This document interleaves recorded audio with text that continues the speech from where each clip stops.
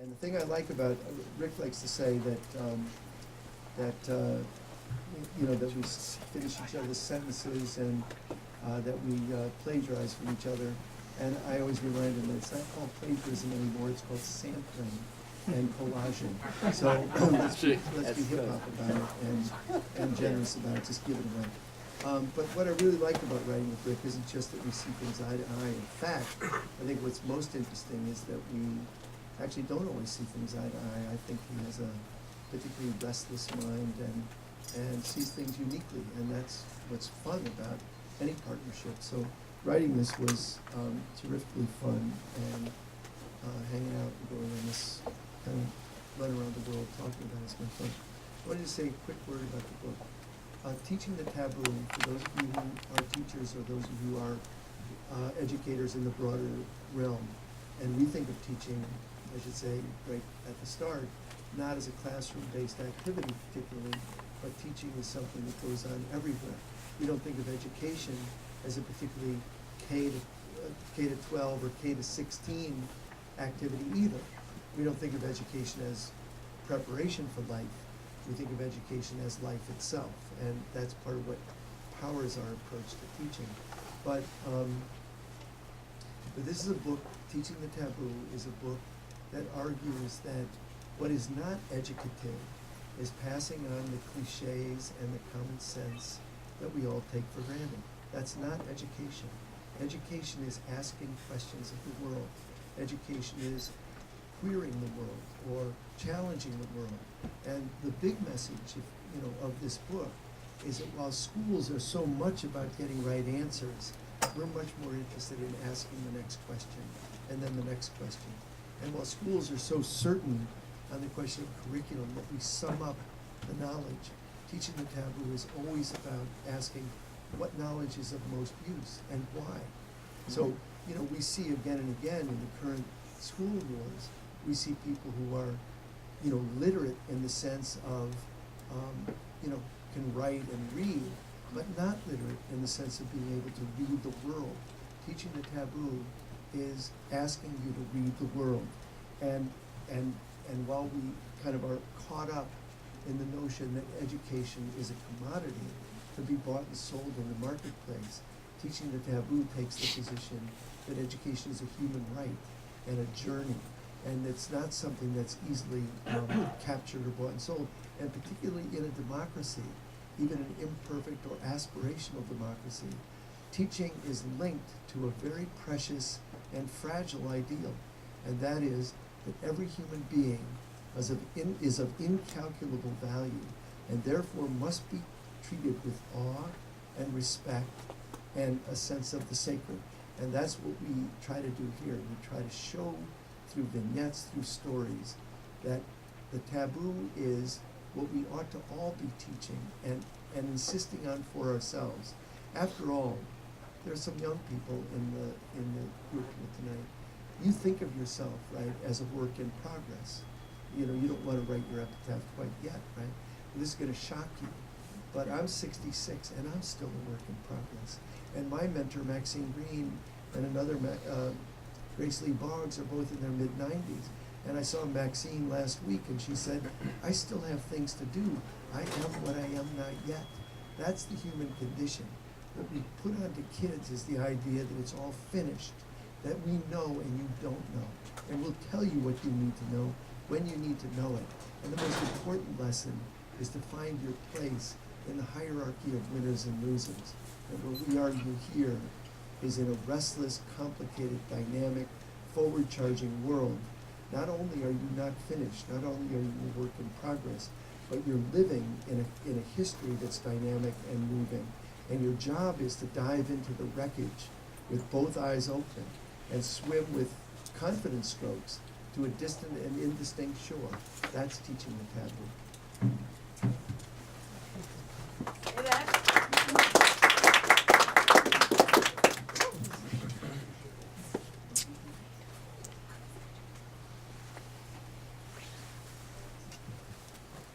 Richard, I'm hydrated.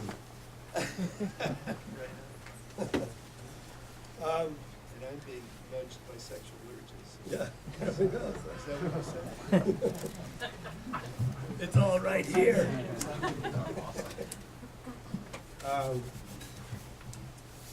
I just want to say a few things. I think I'll read something and we'll have a chance to ask some questions and have a conversation.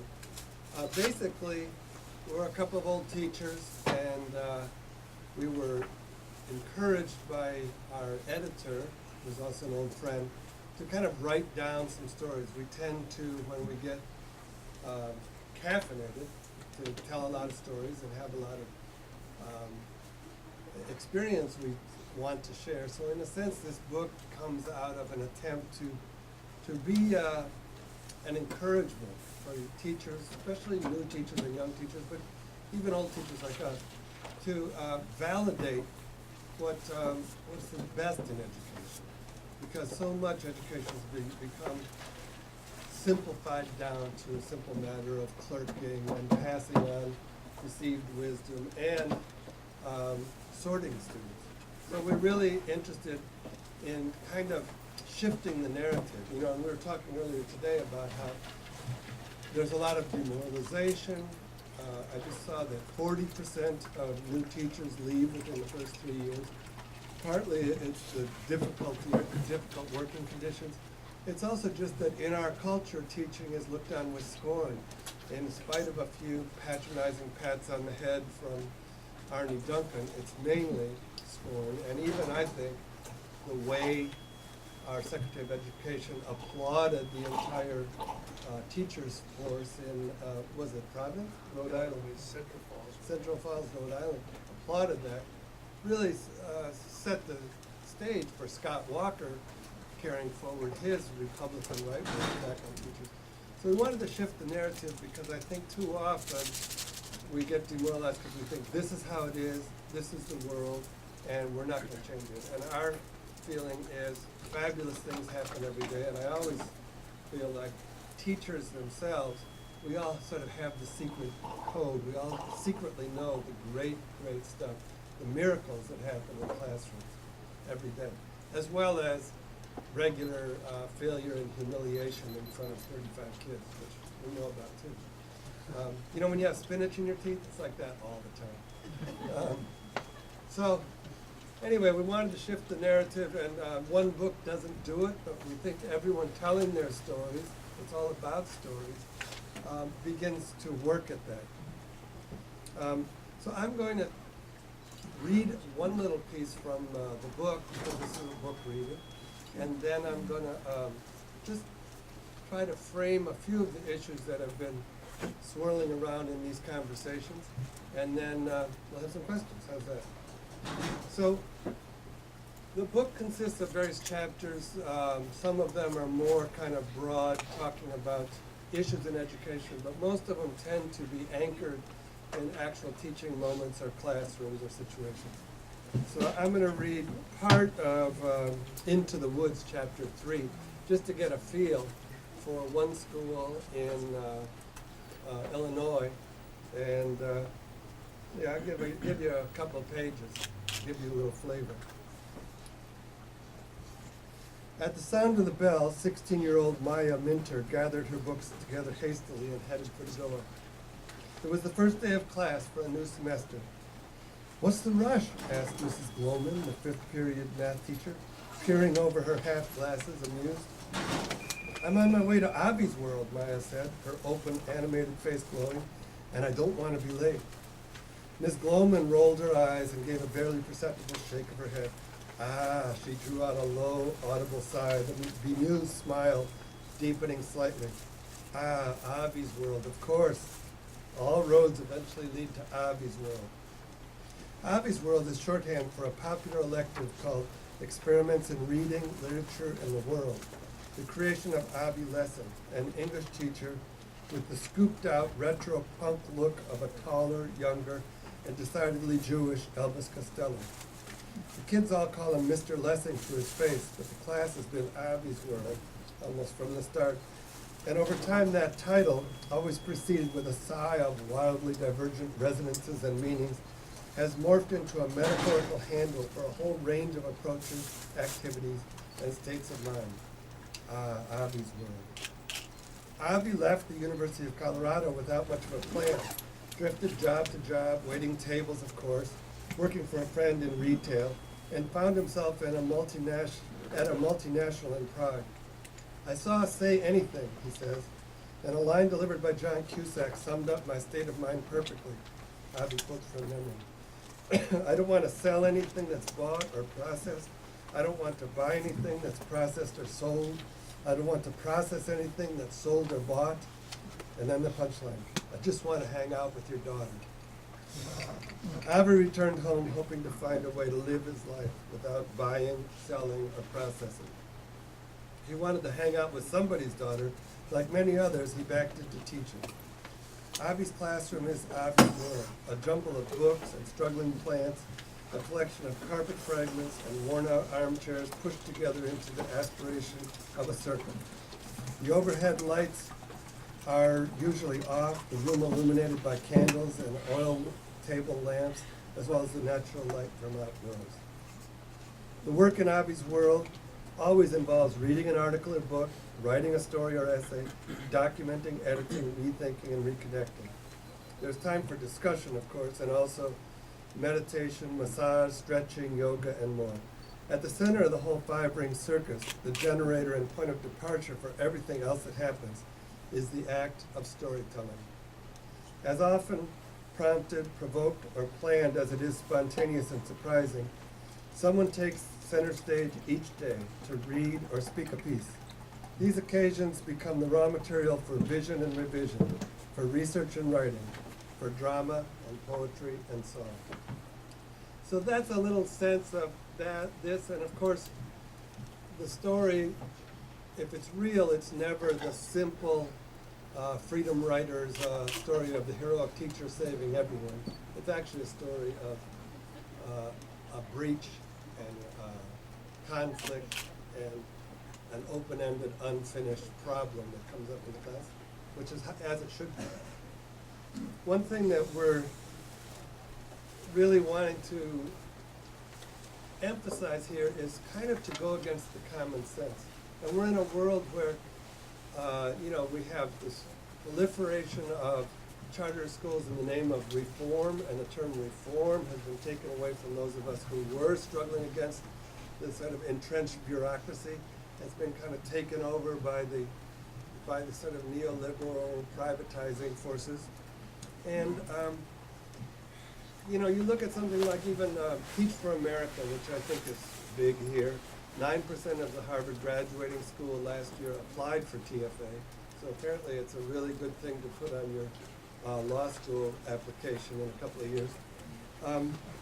But one thing that worries me, it used to be TFA said, we're getting great kids into teaching. But they all quit after 2 years, so now they're saying, we're getting great people who are going to be leaders in society to have an experience in teaching. But one thing that is a problem to me is if they go in with prejudices and myths about the reason for students of color, particularly struggling in school, they can do their 2 years and leave without those myths ever challenged, and they can safely take them with them. Some of these myths and some of the issues that I think are sort of pseudo-science that people accept as common sense are, for instance, this line that you hear that students from the ghetto, from the African American community, come into kindergarten with, a third of the vocabulary that white middle class kids do. That's something that's been very contested. Basil Bernstein said it and then took it back. It's been argued over. But one of the problems with at least the initial surveys on this was a lot of the words the kids knew from the African American community, for instance, the testers didn't know, so they weren't asking for those words, So they only asked, do you know the white middle class word? Although I do hate to see any race of, do you ever see sort of anxious middle class parents at Whole Foods in Cambridge, standing in line with their kids and saying, okay, we're going to get some butter, butter, that's a B. Okay, now we have the milk, milk, and we're anxiously, we want to get them in Harvard and they're 2 years old, we've got to start training them now. So there is this kind of crazy pressure. But there's another myth that we have in this country is that African-American parents, poor parents, don't read to the kids as much. And so you go in teaching, oh, this kid can't read as well. I'm sure his mom didn't read as well. And when I was a teacher at Berkeley High, you would hear these toxic, really racist conversations in the English department lunchroom, just demeaning the community as, oh, those are all the crackhead kids and stuff, which they didn't even know. Usually, actually, the kids they were talking about had two working parents who worked, working class. So this idea that, oh, they don't read as much. And again, Gloria Ladson-Billings cites studies that, in fact, middle-class African-American parents who dutifully read to their kids every night, the kids still are at a disadvantage in school. Why? Because there are affirmatively racist structures within the schools that put these kids behind. So we like to blame the parents or blame the community or pathologize poverty. And the other one is the idea that because of poverty, they actually have cognitive, there's all these sort of medicalizing things, but they have cognitive problems. And what we're doing, I'm afraid, is often not taking responsibility for what the schools do or don't do to help students succeed. Let me say one more thing, and then I'm going to get over it. Bill Watkins wrote a book. He's a professor in University of Illinois Chicago called "The White Architect of Black Education." And what he does is he really shows and he documents the creation of Tuskegee and all the and Spelman and the basic schools that were for black students, and what the interest was, what the philanthropists had in mind, and it really had to do with kind of a sharecropper education or a mechanic education, but also kind of a civilizing mission, similar to the Carlisle Indian School in Pennsylvania, which was for boarding Native American people, taking them out of where they were from, and they have these photos in their promotion where they have them coming in with full indigenous dress and long hair, and then 6 months later with little short hair and wearing a suit. And the claim that Colonel Pratt made was, we don't kill the Indian anymore, we just kill the Indian and save the man. Kill the Indian and the man. So the whole civilizing mission of education. We also saw, I don't know if you ever saw Rabbit-Proof Fence, which is about Aboriginal education and these kids who are, again, ripped from their community. And again, the idea of education is the only good education is the wealth of the dominant culture and discourse that we can bestow on the poor, unwashed. And so Rabbit-Proof Fence is a great story of three kids running away and following this fence to try to get back to their place. It's unbelievable. But there's kind of a dogma, and I really think all of this talk about how we see the market-based forces improving education is really kind of faith-based. It's not evidence-based. And there's this faith in the market that's gripped us in this country. But it's surprising to me that these people who just finished crashing the economy still have this sort of prestige that say, well, we crashed the economy, so let us try education. And so that's one of the things that I think we're dealing with. And I have a friend who did field work in Tanzania, and it was with these NGOs who work in an education project with village women. And what they said, what the NGOs are saying is, we wanted to do micro-lending. But, these women, they don't have any entrepreneurial spirit. They don't know how to compete. They don't know how to do any of the things that are needed for development. So we need to get that going first, because they have too much of this sort of African socialism stuff that we just do things together, or traditional stories that we do things together. It's not working out. So they have this myth about development, that development is, this sort of capitalist ingenuity. But indeed, actual development was based on Europe ripping off Tanzania and Africa. And that was sort of like, and then we sort of sold some things to each other and said, oh, we're doing it. We did these things together. But the imperialist side is taken out. So they're saying, if only you would be like us, you wouldn't be in such misery. And that's our goal for your development. So what Watkins says in the White Architects of Black Education is, this whole narrative tells a lie about the history of people of color, colonized people. And as James Baldwin said, if what you think about me isn't true, then what you believe about yourself is also not true. So in certain ways it challenges us to rethink what education is and what really is possible and what we should be doing to make our students not just passive sharecropper followers, but to make them the kind of people who can imagine a different world and be the ones who have the agency and creativity to create. So I'm going to stop with that for now.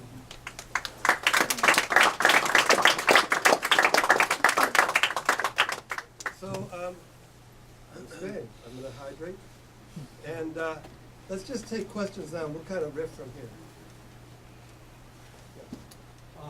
I'm listening to you. I'm interested. This is kind of what I'm interested in.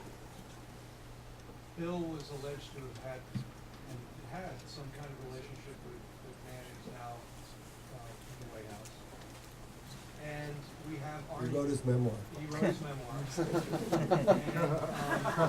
funded his campaign and all the rest. And we ended up with Arnie Duncan, who you mentioned, one of you, both of you. So I'm interested in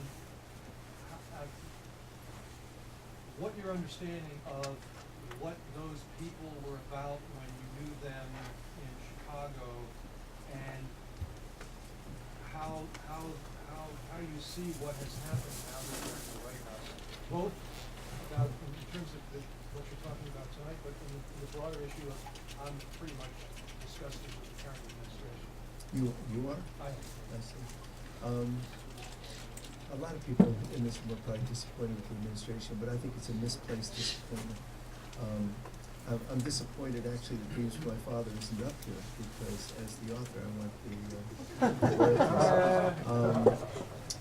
I'm now writing Donald Trump's memoirs. Just so you know. I think it's a misplaced disappointment, and the reason is because all through the campaign, Senator Obama said, and Arnie Duncan is very much in the mold of Senator Obama.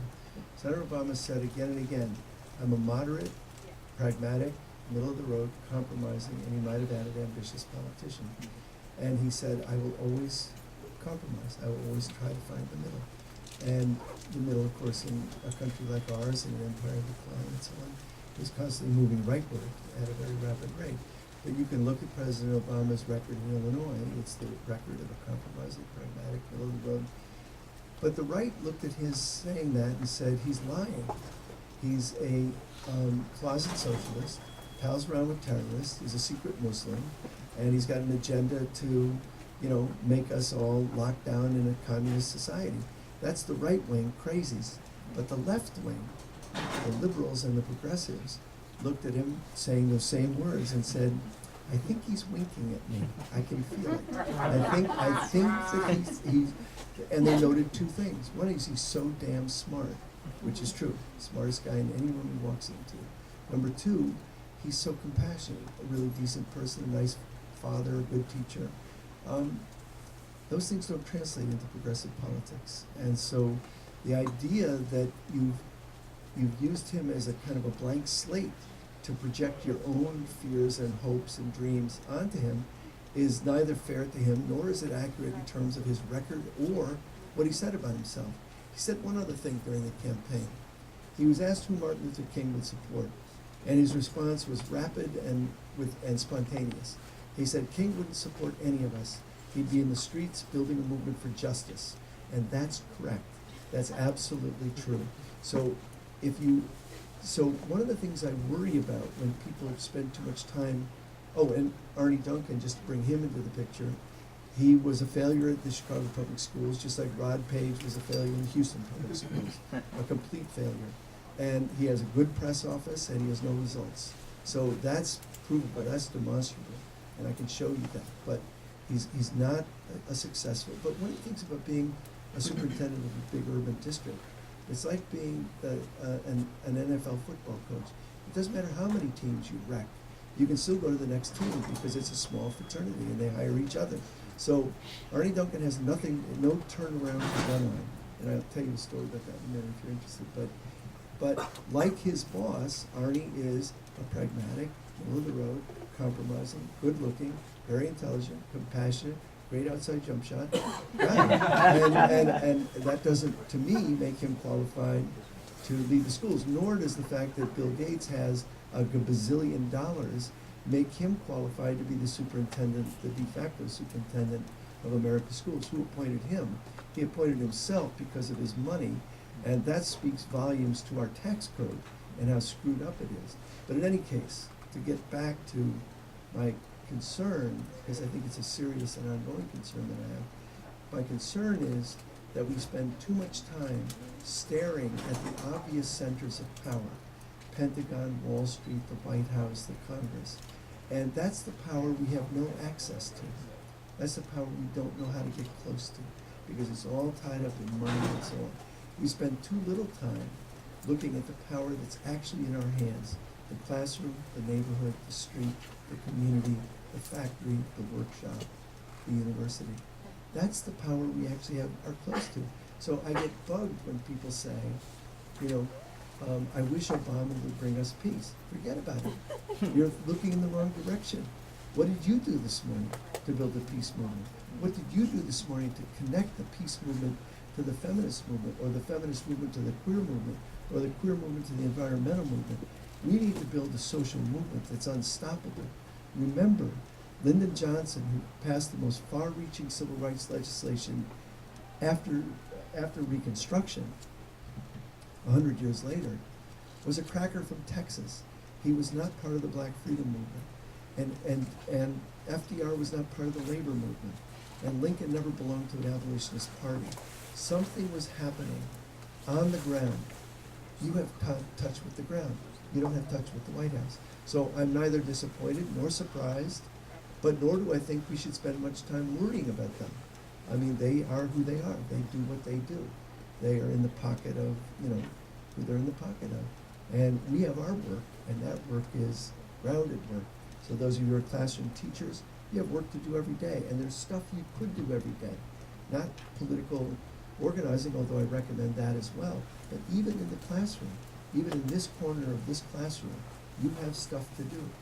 And I don't think we should spend all of our time worrying about what we can't control. Just to clarify, I didn't, and I value what you said, I didn't use the word disappointed. I wasn't disappointed, and I share your, I think I'm sympathetic to your understanding. I used the word disgusted. Well, And there are different meanings behind those two different words. Sure. I guess I still think it's worth at least some moment of thought and analysis to understand, because it could be confusing to somebody who doesn't know more about the history, if you have the extent to which you have a critical stance toward the current administration. Well, It sounds like you do. Well, I'm completely critical of it. I wish I were his best friend. I wish I met with him every Monday morning. But the fact is that the Democratic Party and the Republican Party are the two greatest war parties that ever existed in the history of the world. They both agree that $1 trillion military budget a year makes sense. They both agree that General Electric shouldn't pay taxes. I mean, these are not, they agree on those things. Therefore, I disagree with both of them on both things, So that's not, to me, mysterious. The thing that people, again, progressives often confuse, especially I think young people who, got caught up in the Obama campaign, is that the Obama campaign was a movement. He called it a movement, but it was an electoral movement. It was not a social movement. And a social movement is quite different. It sees elections as tactical, not as ends in themselves. So, I always worry that young folks every cycle, whether it's Gore or Kerry or Obama or Clinton, doesn't go back as far as you want. You get caught up in the idea that this candidate's gonna solve my problems, and it's not true, it's never true. So we need to kind of find ways, I think all of us, as the next kind of carnival comes to town, the next electoral cycle, to, yes, work with people who are working in electoral politics, but work with them so they see elections as part of consciousness building, part of movement making, not ends in themselves at all, but something that is part of the, cycle of our national life, but it's not, neither is it the be all and end all, nor is it actually what politics are. I don't know why I want to riff on this one more minute, but my partner and I, my partner of 40, I don't know how I got so lucky, 41 years, wow. In any case, yeah, that's not him. Him, it's 64 years. That she and I have always argued about electoral politics. She's always disdained it, and I've always voted. I always say, you gotta vote, because voting is a fundamental democratic right. If we couldn't do it, we'd be in the streets fighting for it. So yes, you should vote. Of course, with the, decision after decision, making money count for way more than votes, it becomes more and more ridiculous. But nonetheless, we've always argued about it. I remember one year when I went out happily and voted, and she didn't vote. I'm from Chicago, so our slogan is vote early, vote often.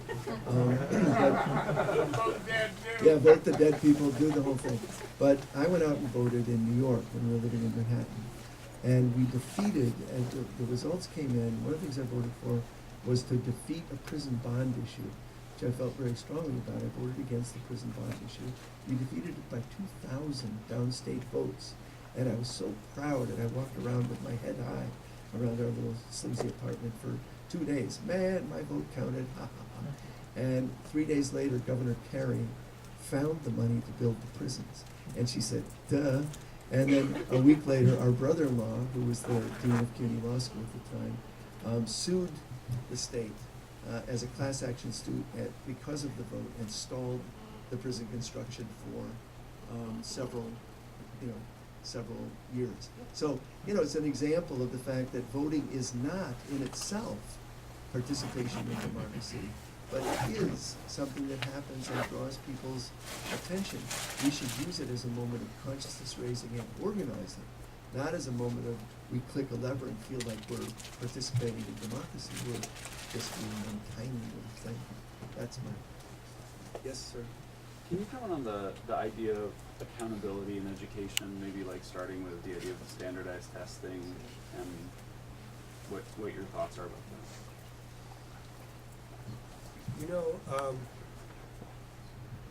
I'm very much for accountability, because it's not just that you should do whatever the hell you want, but the question is accountability to who? So in a certain way, it's odd to me.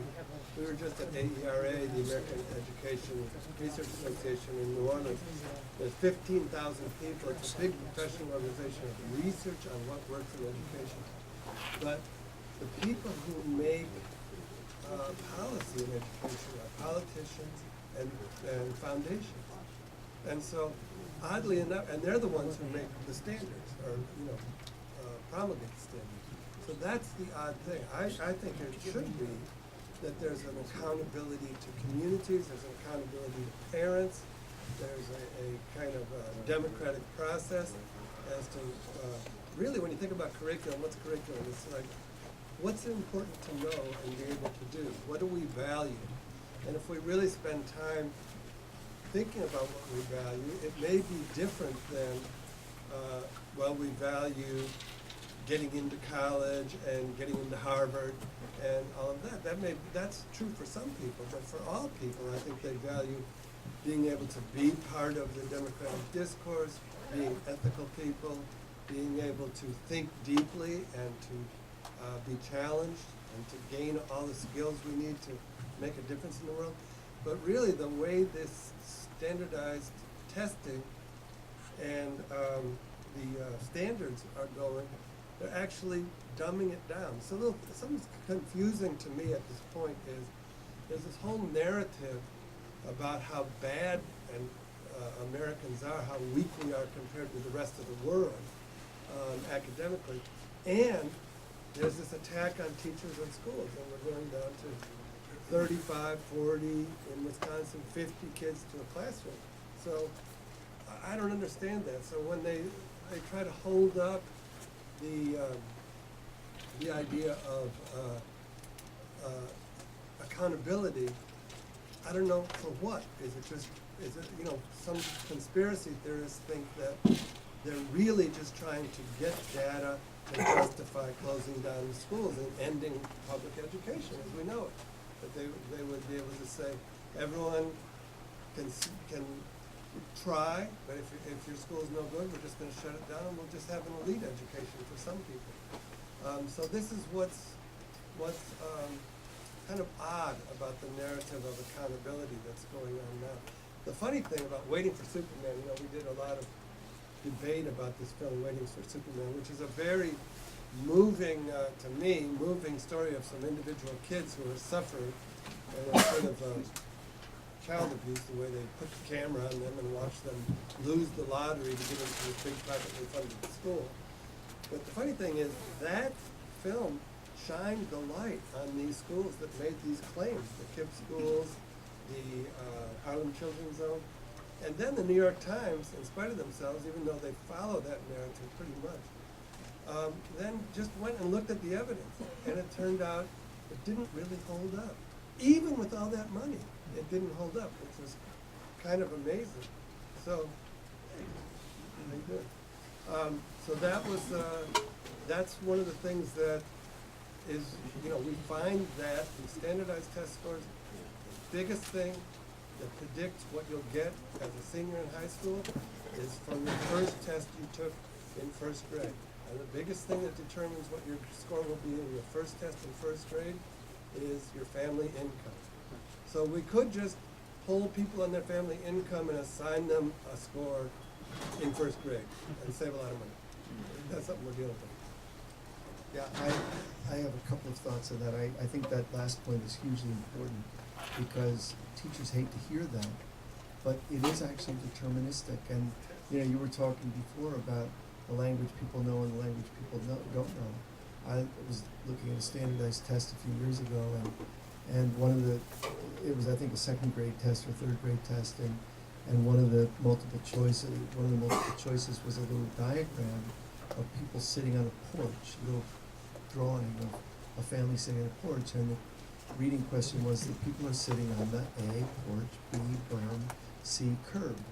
Now, if you've never encountered a porch in your reading or in your experience, how would you get that right? Like if I put a series of rectangles up and said the people are living in the project, house, etc. If you were from Iowa, you might think project, that's ridiculous. But the kids I teach actually know that's a project.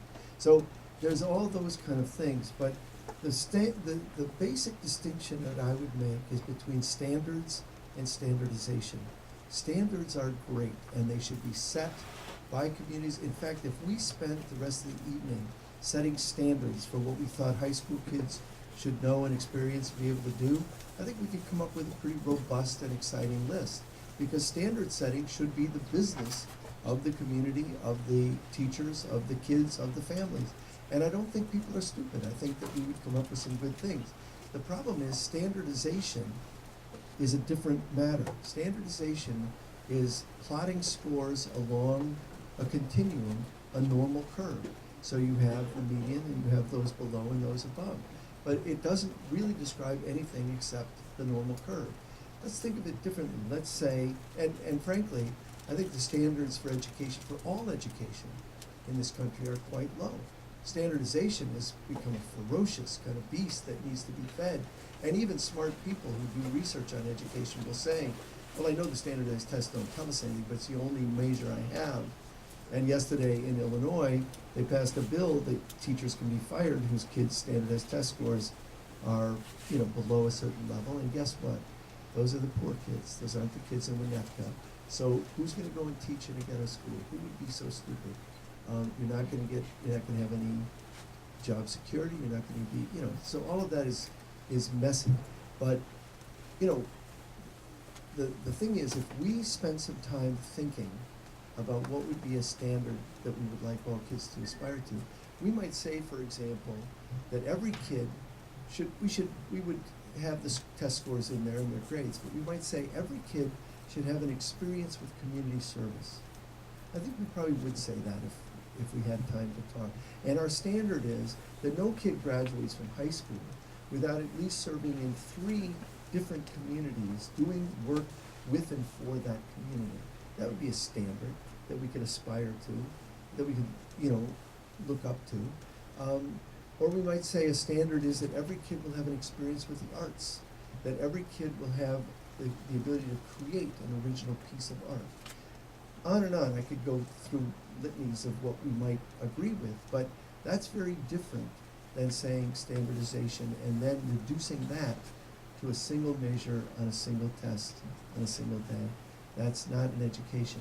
Finally, and linked to what I just said, I think it's very important that we, as a community, that we have a standard for all of our kids in this democracy, which takes, as I said earlier, as a premise that all human beings are of incalculable value. I think our standard should be that whatever the wisest and most privileged parents have for their kids, we want for all of our kids. We want for the community. So when the Obamas were moving from Chicago to New York, to DC, wherever they went, the president was in Chicago last night. We always hate it when he comes home because you can't get even to the coffee shop. It becomes the green zone. But when they moved to DC, there was all this speculation, where will they send their kids? And nobody who knew them had any doubt. They went to the University of Chicago laboratory schools. They were going to send them to Sidwell Friends. What do they find at those 2 schools? They find a class size limited to 15. They find a curriculum based, at least in part, on pursuing your own interests. They have opportunities to take field trips to the ballet and the symphony and the opera and the park and the beach. They have teachers who are not only well respected but unionized. They have well-resourced classrooms. If it's good enough for Malia and Sasha, why is it not good enough for the kids on the west side of Chicago? Or another way of putting it is, why isn't that even in the conversation? Why isn't that our standard? And if that's our standard, we may admit that we can't meet that standard. We can't get to that standard quite yet because we don't have the resources or we don't have the wisdom or whatever. But at least we have a standard. And it's not a standard put on this teacher based on this kid's test score. It's a standard we put on the community that we try to aspire to, even as we fall short. Yes? You both talk a lot about the high turnover rate for teachers, and in part that has to do with young teachers getting pushed out in favor of tenured teachers. And I wanted to know what you guys thought of tenure as a concept. Why do you think it's because young teachers are pushed out in favor of tenured teachers? So a lot of Where did times, you learn that? well, so my girlfriend is a teacher, and a lot of times what happens is Well, I take it over. a lot of times what happens is young teachers, because they don't have tenure yet, when the school systems are trying to look to cut teachers, they are the ones, the young, fresh, right out of college TFA teachers tend to be the ones to get cut because they don't have tenure and they're not protected yet. And the unions do what they're supposed to do, which is protect their unionized teachers. And so tenure sort of plays into this, and I just wanted to know what you thought of tenure for teacher unions. Yeah, I tend to think, I don't even like the term tenure. It has such a powerful, it's due process. The first couple of years you can let them go for cause. You can just say, I don't like you, get out of here. After that, you have to have due process, and you can get rid of people. But there is a protection. And by the way, I think that, again, many of us radicals, in response to all these attacks, like the Waiting for Superman stuff, begin to defend everything about the schools as they are and defend the unions as they are. And I don't agree with that either. We've fought the unions for years. And if you know the struggles back in New York and in '68, the union was a real problem. But tenure, let's just say the world without tenure, which we may see in the Constitution Center, without protection. What they will do, besides saying, we don't want a black teacher here, or we don't want you because you're teaching too radically, they will definitely say, you're an older teacher and you've reached $63,000 a year, I can bring in one of these kids for $28,000. I can bring 3 of them in, and they will do that. So there's something about if you're going to commit to a life in teaching that should allow people to stay in the career. Now, if they're bad, I think some senior teachers get very good and become leaders. There are some teachers, senior teachers, who are burned out and they've phoned it in, and they should be eased out. But a good process, and by the way, like when there's a union-led review process where you review teachers instead of administrators who are too busy, administrators come in and take a look for 10 minutes and leave. When there's a union-led, it's called peer review or something, they get rid of and fire more teachers than administrators do, because they don't want a crappy teacher down the hall. I mean, they move them to steps to improve their teaching, but they don't improve, they're out. So, you know, there is that problem. But basically, I think we're dealing with a teacher shortage. So she might have gotten a pink slip, or there may be, sometimes people get elbowed out, but generally, and I'm doing teacher ed, so I'm still cranking them out every year, we still need teachers in these classrooms. You know, well, the reality is that you accept too much when you say somebody has to be fired, and why should it be the young teacher? The fact is that in Chicago, we're going up to 38 kids in a second grade class.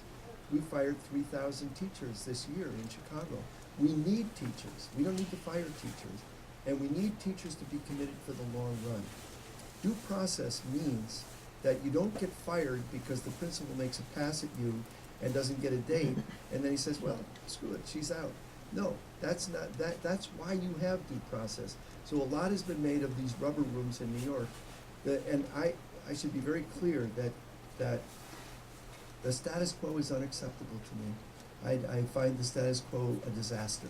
So I'm not defending any of the existing practices. But if you were to blue sky a little bit and say, what do we want? We want teachers who commit for the long run. We want teachers who have due process. And whenever you see an article about school reform, and you see them all the time now, I mentioned earlier that one of the things to watch for is the paragraph that begins, it's too early to tell if this reform is working, but it seems, yeah, in your dreams it seems.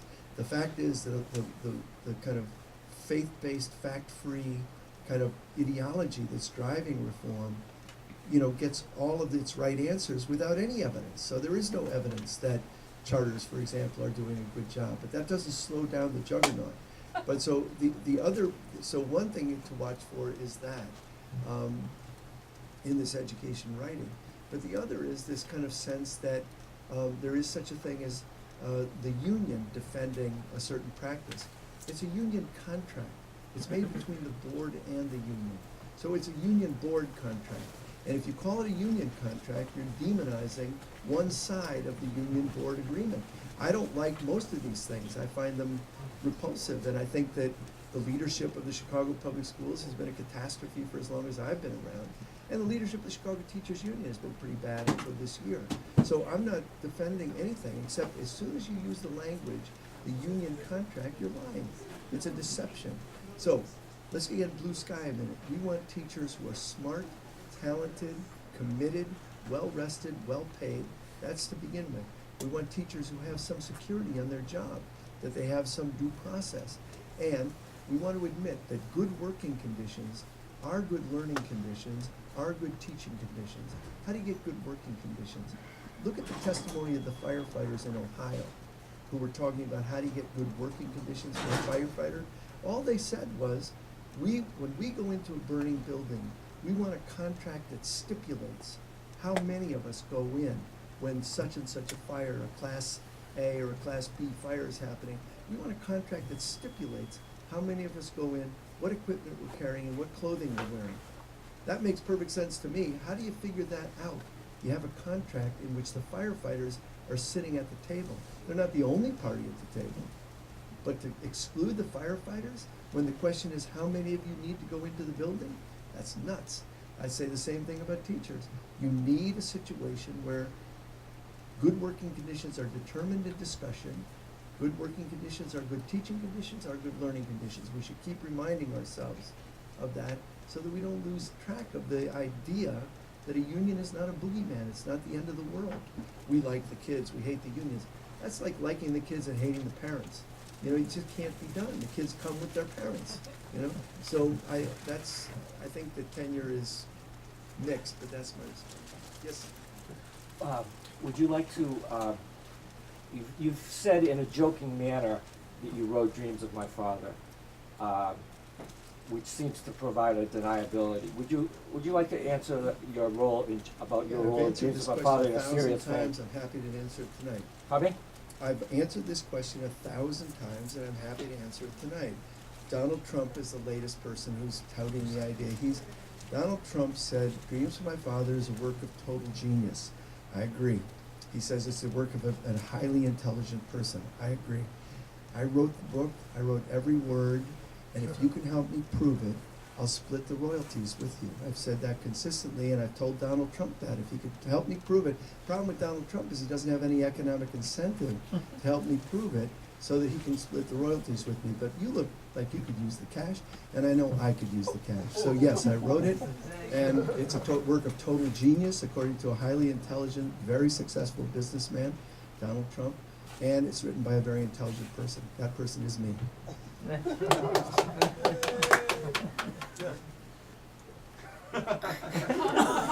Follow-up? You didn't answer it seriously. You're still having it, you still have, your, a deniability. I do. I just said I wrote it.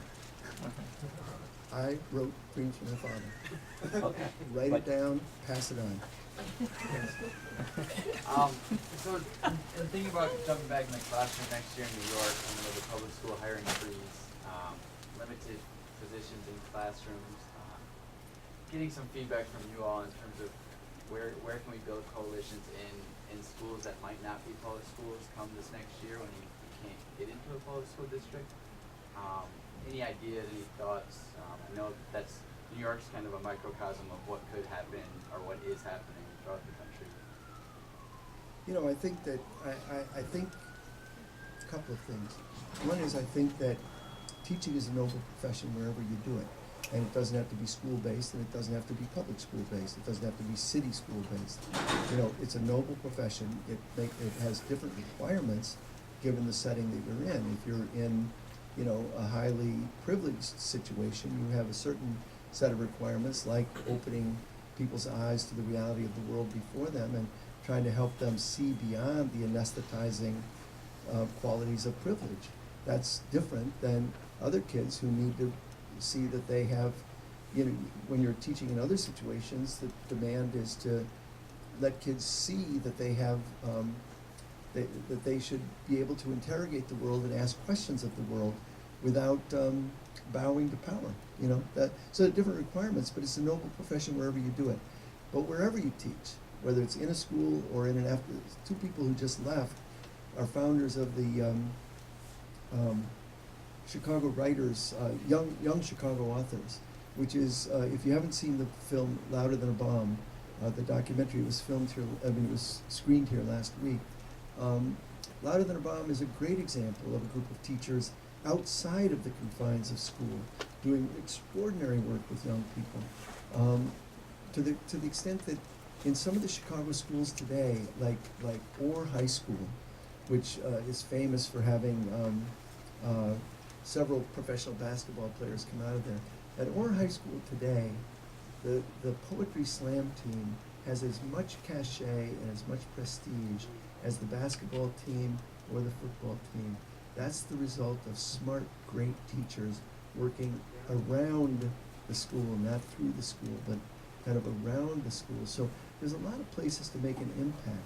But I would say, as a way of kind of framing what you're trying to do, that wherever you are, wherever you end up teaching, that one of the challenges that I would say is before you, besides the obvious challenges of teaching anything anywhere, which is seeing the students as fully human, acknowledging their integrity, making bridges from the known to the unknown, finding ways to open the kids' eyes to the world. Those are always challenges. But beyond that, I would always be trying to make links to other teachers in other situations and finding some common ground so that we can work together to change the system. So if you're working in, say, Winnetka in Illinois, why not link up with DuSable? You both are teaching right on Lake Shore, right on the lake, right? And why not link up with the lab school, Francis Parker, DuSable, and New Trier, and say, let's do a project on the lake, not, you know, a kind of a Lady Bountiful project where, you know, we come in to rescue the poor kids, but rather a project where we investigate Lake Michigan together. And we find things out about Lake Michigan together because we share Lake Michigan, and Lake Michigan's being degraded, among other things, by the nuclear power industry. So let's find out about that. Let's look at that, and let's investigate that, and let's have a project. To me, that's the kind of thing you can do wherever you are. And you undoubtedly know a lot of other young, smart teachers. Hook up. Have it every other, and if you're going to New York, hook up with the Coalition of Radical Educators. Very cool. Hook up with the Rethinking Schools folks. They're everywhere, and you can find a community of teachers who are fighting for justice and equity. That's it. Okay. Oh, Mary. Do you guys have time? Yeah, yeah. Oh, well, yeah. Well, I was thinking about, I traveled to Finland earlier this year to look at their education system, and I noticed that today when you guys have been talking about some of the competition globally that people mentioned, you've said Singapore, you said South Korea, but you haven't said Finland. And I'm hoping that's because Finland is a little different than those other countries in terms of the messages they're sending about education. And I was thinking, Rick, when you talked about the, you know, your birth determining your first grade score and your first grade score determining your high school, and then Bill, when you said what wise and privileged parents want is what we should all want. That was what I saw in Finland, is that, so the interesting thing about Finland is not their high test scores, but the fact that their achievement gap is so low, that their kids' economic situation doesn't determine their performance in Finland the way that it does here. And what the wise and privileged parents want in Finland is what all kids are getting. And before I went, everybody said, well, you know, it's totally homogenous and it's socialist, so that's the problem. Neither of those things are actually true, although it has a much more socialist bent than we do. And it has less diversity, but not none. So what I'm wondering, I guess, is in thinking about a country like that, when I was there, I got very depressed because I thought, we don't care about our kids the same way, right? In Finland, they care about their kids, and they care about all kids, it seems like. And I'm not trying to glorify the country, it has problems and it's not perfect, but I got sad because I felt like we can't do this at home. The And I only guess I'm place I wondering want what to you would diverge think from you about is that. we can't do this. I mean, Well, and that's why I'm asking. The fact is, first of all, I'm highly skeptical of all international comparisons. You know, I always get a little bit hives when somebody says, but look what they do in Singapore. And I'm like, yeah, really? You want to live in Singapore? What, are you out of your mind? You know, I mean, it's like, I don't want to, you know, the idea that there's, and the variables are so complex that I don't trust them. So I think we should start in a different place, although it is, what you say is true. Therese Quinn, my collaborator and good friend, did a sabbatical in Finland, and she said, I mean, besides the fact that high school teachers get sabbaticals every few years, their education is paid for, and they're mentored into the profession for a couple of years. I mean, there's all these things. They're well paid, they're well rested, they're well respected. They have universal health care in Finland. She said, what do you do about homeless kids? And they said, homeless kids? Yeah, no, homeless people. We don't have homeless people. Why not? Well, get them houses. What the hell? You know, I mean, it's like, are you out of your mind? Kind of thing. So there is that, but I don't really want to begin with those kind of comparisons because I think we can say, what do we want for ourselves? What do we want for our children? Who, you know, and how do we, you know, how do we name what we want? And then we enter into the space of contestation, of struggle. So it's true that, you know, right now it looks very bleak, but the fact is that our country is, and even a brief glance at history will tell you we're living in a swirling, complex, dynamic moment of history, and it's changing before our eyes. We don't always catch up with it, and because we live kind of in a short cycle of history, we think this is all there is. But actually, it's moving fast, so we should be loud advocates for children. We should say, for example, when I meet a kid on the west side of Chicago, 12 years old, who's missed 30 days of school because of chronic asthma, and has moved twice because there was a fire in his apartment, and he's got a single mom. That's an outrage that we would then, in Illinois yesterday, pass a law that if your kid's test scores don't do very well, you can be fired. I think that, why would that kid's test score have anything to do with you as a teacher? It's just insane. So I think we should be louder, more aggressive, more compelling, more convincing, with more evidence. And we should, this is what I was saying earlier, Mary, and I think that too often progressives leave the field, either in cynicism, because we all know so well and we're all smart, and the rest of the great unwashed will never understand what we understand, or in defensiveness. And I think that's wrong. I think we have to learn to talk to the Tea Party. I think we have to learn to have a compelling case. I'm convinced, I know you all think I'm crazy, I'm convinced on the 10 issues that I care most, I'm in the majority in this country. I'm not in the minority. I'm in the majority. I want to tax the rich, big majority right there. I want to end the 3 wars that we're involved in, big majority there. I think queers should be given they should run the country, small majority, nonetheless. You know, in other words, I think we barricade ourselves and we buy the narrative of the opposition, and then we try to argue through that narrative. It's the wrong narrative. So if you say, you know, I mean, you could talk about any frame you want to, but if you talk about queer rights, for example, if you buy the frame that, you know, painting a kid's toenails is going to make him transgendered, you know, then you are arguing from that was said on CBS this week. You know, that's crazy, and I don't want to buy that. I want to buy a different frame, and I want to say people have rights to, you know, to their own bodies and so on. The same with Planned Parenthood. Anyway, I could go on and on, but the point is, I think we can't leave the field of battle. I think we have to stand up and fight for what we know to be the right thing for children without constraining ourselves into either international comparisons or the frames that have been put on us by people saying, for example, that it's common sense that X number of teachers have to be laid off in Oakland. I don't buy it. You got $1 trillion military budget and you're telling me you can't even give me a couple million? You know, forget about it. So I want to fight that. You want to add to that? No, I think we'll just, where's Richard? I think we'll just go to anyone who wants to come up and check in, get the book. We're selling books. We are selling Where do we books, do that? and, As I said, I we'll assume sign you'll sign the anybody's book book, for us? Manning, Marable, whatever signature you want, we'll put it on the book. Thanks a lot for coming.